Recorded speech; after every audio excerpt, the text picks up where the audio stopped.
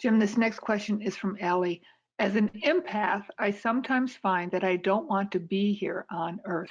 My life is not as enjoyable as I would like. Other healers tell me that I need to be fully present. Then my life will be what I would like it to be. Is that true? Yes, fully present is really helpful, but really what you're asking is, how do I manage my second chakra? Because the second chakra is got a little radar system, sonar system, and what it does is it sends out a pulse and it asks a very specific question. What is that feeling? What happens is you are standing in a group of people and you all of a sudden feel that one's happy, that one's mad, that one's sad, etc. But many times we grow up in somewhat dysfunctional circumstances, school, family, whatever it may be, and we wind up getting very confused.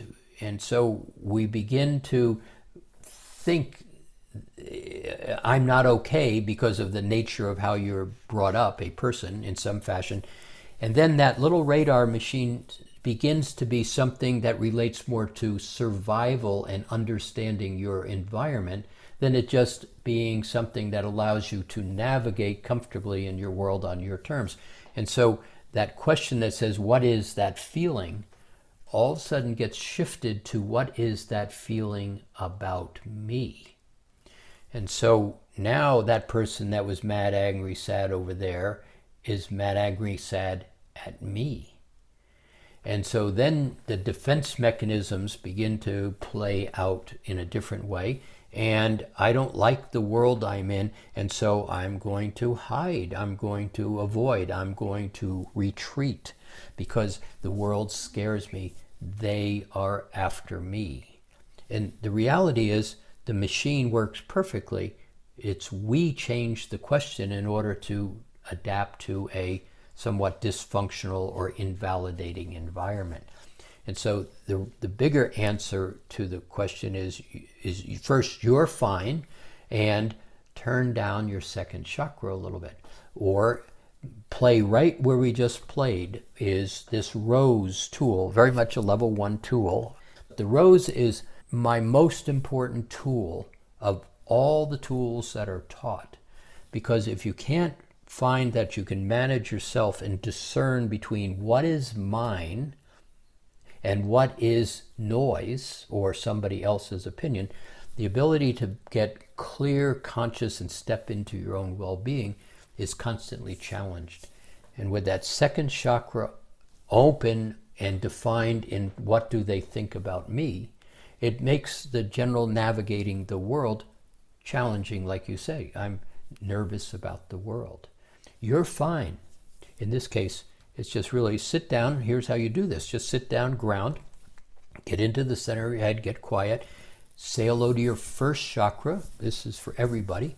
And basically just get really quiet and give the command to the first chakra to turn down to 10%. 10%. Very simple. It's like feeling the body, as you did a few minutes ago, relax into the chair or sink into the chair, or just the body gets a little bit heavier. And it's an exhale. And don't try to figure out what 10% is. It's not a magic number. Just 10%. And breathe.